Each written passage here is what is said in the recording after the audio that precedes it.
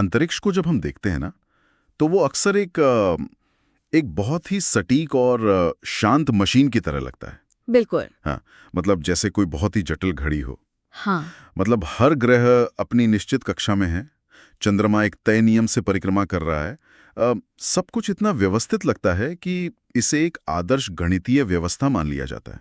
देखिए, ये एक बहुत ही सुखद भ्रम है। अच्छा। हाँ, जब इन खगोलीय घटनाओं के मूल स्रोतों का गहराई से अध्ययन किया जाता है, तो एक बिल्कुल अलग सच्चाई सामने आती है।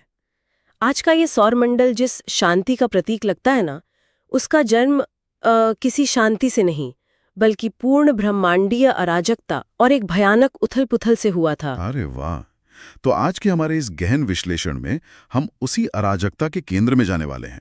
हमारा मुख्य उद्देश्य है स्थलीय मतलब जो टेरेस्ट्रियल ग्रह हैं और गैसीय यानी जोवियन ग्रहों के बीच के उन मूलभूत अंतरों को समझना, जो कि किसी भी प्रतियोगी परीक्षा की तैयारी करने वालों के लिए एक बहुत ही महत्वपूर्ण विषय है। बिल्कुल सही बात है।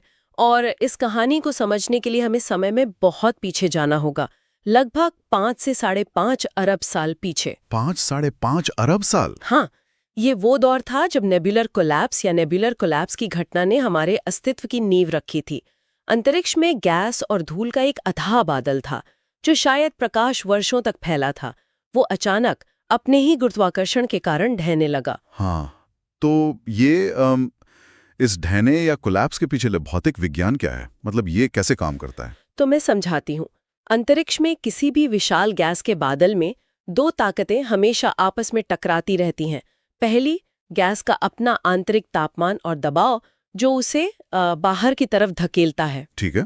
और दूसरी ताकत है गुरुत्वाकर्षण, जो हर एक कण को केंद्र की ओर खींचता है। जब गुरुत्वाकर्षण हावी हो जाता है, शायद पास के किसी तारे के फटने से आई शॉकवेव के कारण, तो वो बादल तेजी से सिकुड़ने लगता है। हाँ, और भौतिकी के नियमों के अनुसार जैसे जैसे ये सिकुड़ता है, इसके घूमने की गति अत्यधिक तेज हो जाती है ना? बिल्कुल। और वो एक चपटी डिस्क का रूप ले लेता है। और इस पूरी प्रक्रिया में जो सबसे ज्यादा घर्षण और दबाव पैदा होता है, वो उस डिस्क के बिल्कुल केंद्र में होता है। मतलब दबाव इतना अधिक बढ़ जाता है कि वहां मौजूद हाइड्रोजन के परमाणु आपस में टकराने लगते हैं। हाँ, जिसे हम परमाणु संलयन या न्यूक्लियर फ्यूजन कहते हैं। हाँ, और वहीं से एक धधकता हुआ तारा जन्म लेता है, हमारा सूर्य, जो आज अपनी अथाह ऊर्जा और गुरुत्वाकर्षण से पूरे सिस्टम को एक साथ बांधे हुए। एकदम सही। लेकिन एक सवाल है, केंद्र में सूर्य के प्रज्वलित होने के बाद जो गैस और धूल उस डिस्क में बच गई थी, उसका क्या हुआ?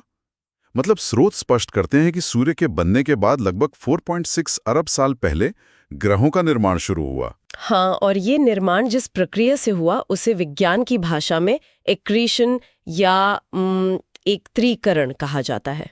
तो ये एक्रीशन काम कैसे करता है? देखिए, ये एकत्रीकरण कोई रातों रात होने वाला चमत्कार नहीं था।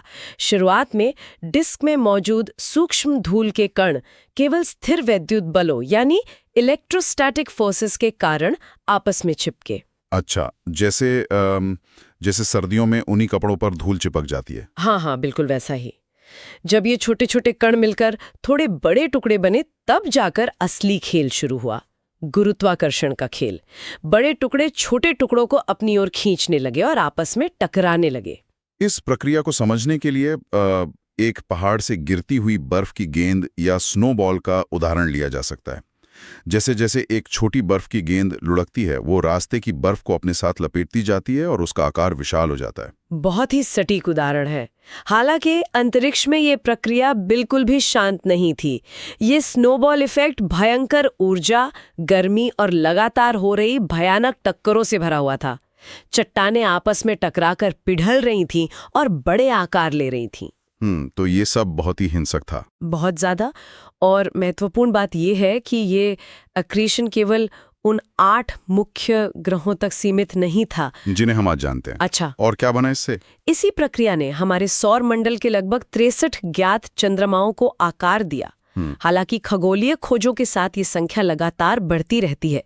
क्षुद्र ग्रह या एस्ट्रॉइड्स, धूमकेतु और अनगिनत उल्कापिंड भी इसी एकत्रीकरण के बचे हुए हिस्से हैं। मतलब जो सामग्री ग्रहों या बड़े उपग्रहों का हिस्सा नहीं बन पाई, जी वो अंतरिक्ष में इन्हीं छोटी संरचनाओं के रूप में भटकती रह गई। बिल्कुल। इसका सीधा सा मतलब है कि सौर मंडल का हर एक पिंड एक ही मूल कारखाने में एक ही धूल और गैस के बादल से बना है। बिल्कुल। लेकिन यहाँ एक बहुत बड़ा विरोधाभास खड़ा होता है। वो कैसे? अगर सभी 8 ग्रह एक ही सामग्री से बने हैं, तो वे एक दूसरे से इतने अलग कैसे हो गए?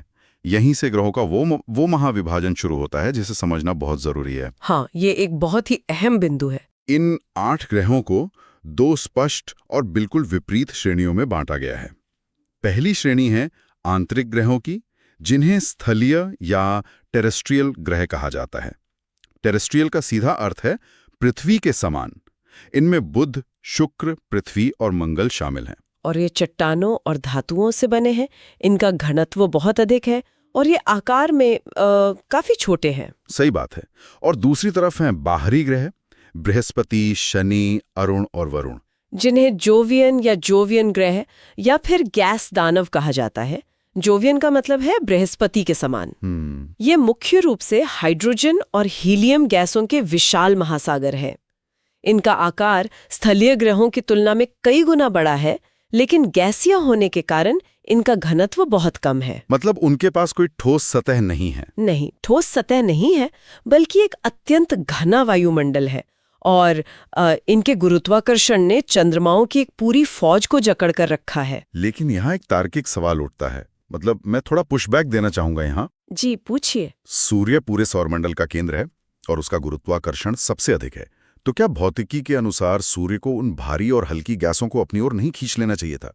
ये काफी अजीब लगता है कि जो भारी ग्रह सूर्य से इतनी दूर हैं, वो गैस से कैसे बने रह गए? ये विरोधाभास पहली नजर में बहुत भ्रमित करने वाला लगता है, लेकिन ब्रह्मांड के नियम यहाँ बहुत सटीक तरीके से काम कर रहे थे।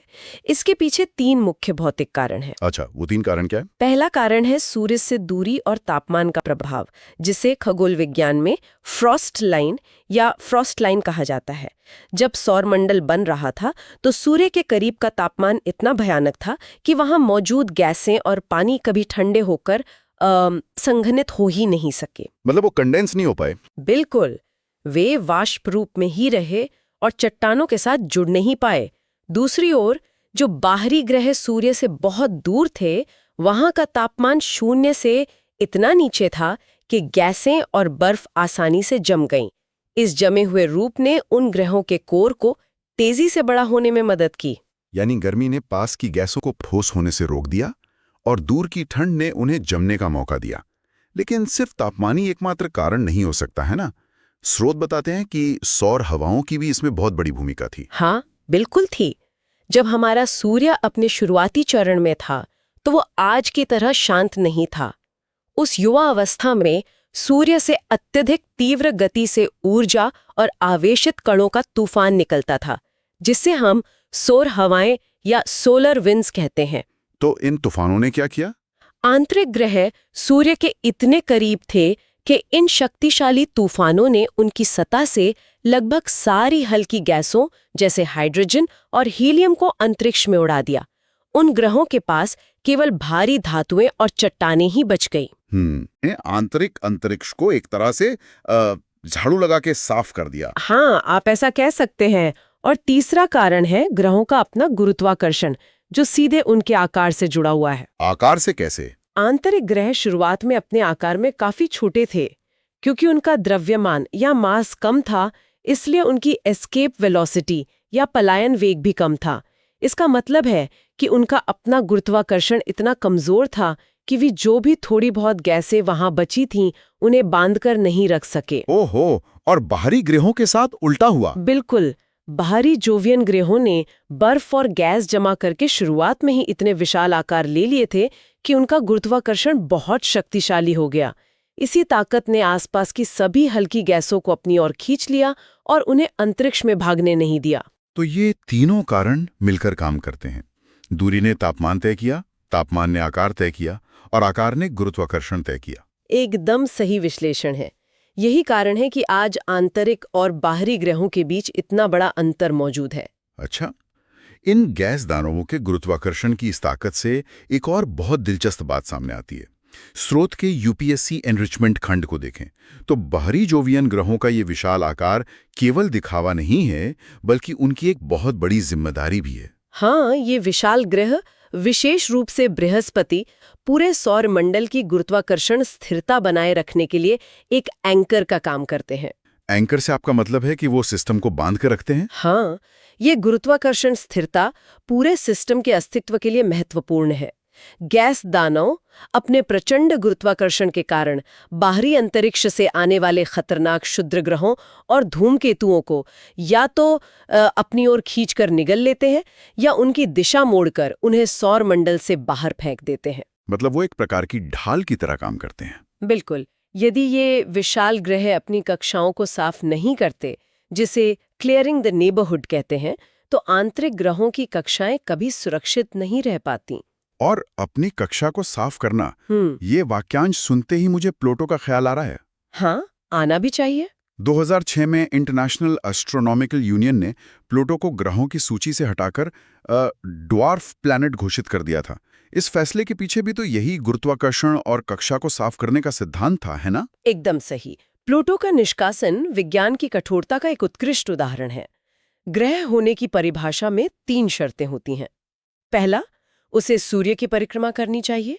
दूसरा, उसमें इतना द्रव्यमान होना चाहिए कि वो अपनी गुरुत्वाकर्षण से गोल आकार ले सके। और तीसरा, जो सबसे अहम है, उसे अपनी कक्षा और आस पड़ोस को अन्य खगोलीय पिंडों से पूरी तरह साफ कर लेना चाहिए, जो प्लूटो नहीं कर पाया। बिल्कुल। प्लूटो कुइपर बेल्ट नामक क्षेत्र में मौजूद है, जहां अनगिनत अन्य बर्फीले पिंड और क्षुद्र ग्रह हैं। प्लूटो का गुरुत्वाकर्षण इतना शक्तिशाली नहीं है कि वो उन पिंडों को वहां से हटा सके या निगल सके, जैसे बृहस्पति या पृथ्वी ने किया। इसी कारण उसे ग्रह का दर्जा खोना पड़ा। ये बहुत ही स्पष्ट है। खैर, ग्रहों की स्थिरता और गुरुत्वाकर्षण के इस प्रभाव पर चर्चा करने के बाद अब हमारा ध्यान पृथ्वी के उस खास साथी पर केंद्रित करना चाहिए जो स्वयं पृथ्वी को स्थिरता प्रदान करता है। आप चंद्रमा की बात कर रहे हैं? हाँ, हमारा चंद्रमा। ये वहां कैसे पहुंचा? इसके पीछे की कहानी तो किसी विज्ञान कथा से कम नहीं है। स्रोत सामग्री में चंद्रमा के निर्माण के 2 मुख्य सिद्धांतों की तुलना की गई है। हाँ, एक पुरानी थ्योरी है जो अब खारिज हो चुकी है, और दूसरी वो है जिसे आज का विज्ञान मानता है। तो पहले उस पुरानी थ्योरी की बात करते हैं। ये क्या थी? वो पुरानी थ्योरी अर्ली थ्योरी है, जिसे जॉर्ज डार्विन ने प्रस्तुत किया था। उनका मानना था कि पृथ्वी और चंद्रमा शुरुआत में एक ही पिंड थे। एक ही पिंड? हाँ, उनका तर्क था कि ये पिंड अपनी धुरी पर इतनी अत्यधिक गति से घूम रहा था कि केंद्रापसारक बल यानी सेंट्रीफ्यूगल फोर्स के कारण इसका एक बड़ा हिस्सा टूटकर बाहर अंतरिक्ष में छिटक गया और वही चंद्रमा बन गया। अच्छा, और उन्होंने प्रशांत महासागर को लेकर भी कोई दावा किया था ना? हाँ, उन्होंने ये भी दावा किया कि प्रशांत महासागर का विशाल गड्ढा उसी हिस्से की टूटने से बना है। लेकिन आज तो भौतिकी के नियमों ने इस सिद्धांत को पूरी तरह नकार दिया है। मतलब इस तरह एक हिस्से के टूटकर चंद्रमा बनने के लिए पृथ्वी को जिस अकल्पनीय गति से घूमना पड़ता, वो कोणीय संवेग के संरक्षण के नियमों के खिलाफ है। बिल्कुल, इसलिए इस विचार को आज कोई मान्यता नहीं मिलती है। तो फिर असली कहानी क्या है? इसे समझने के लिए हम ब्रह्मांडीय बिलियार्ड्स के एक खेल की कल्पना कर सकते हैं। ये कोई शांतिपूर्ण घटना नहीं थी, बल्कि ब्रह्मांड के इतिहास की सबसे हिंसक टक्करों में से एक थी। हाँ, इस आधुनिक सिद्धांत को जायंट इम्पैक्ट थ्योरी या बिग स्प्लैट कहा जाता है। अगर उस बिलियर्ड्स के खेल के नजरिए से देखा जाए तो लगभग 4.44 अरब साल पहले, जब पृथ्वी अभी गर्म और चट्टानी रूप ले ही रही थी, हाँ, तो मंगल ग्रह के आकार का एक विशाल खगोलीय पिंड एक तेज गति वाले क्यू बॉल की तरह आकर पृथ्वी से टकराया। उफ, ये तो बहुत भयानक प्रहार रहा होगा। बिल्कुल, ये कोई हल्की खरोच नहीं थी। ये एक ऐसा भयानक प्रहार था जिसने दोनों पिंडों की बाहरी सतह को पूरी तरह से पिघला दिया और वाष्पीकृत कर दिया। और इस प्रहार का कोण या एंगल ऐसा था कि पृथ्वी पूरी तरह नष्ट नहीं हुई, बल्कि उसका एक बहुत बड़ा हिस्सा टूटकर मलबे और वाष्पीकृत चट्टानों के एक विशाल छल्ले के रूप में पृथ्वी की कक्षा में फैल गया। हाँ, और इसके बाद अंतरिक्ष में वही अक्रीशन या एकत्रीकरण की प्रक्रिया फिर से शुरू हुई। गुरुत्वाकर्षण ने उस मलबे को तेजी से एक साथ खींचना शुरू किया।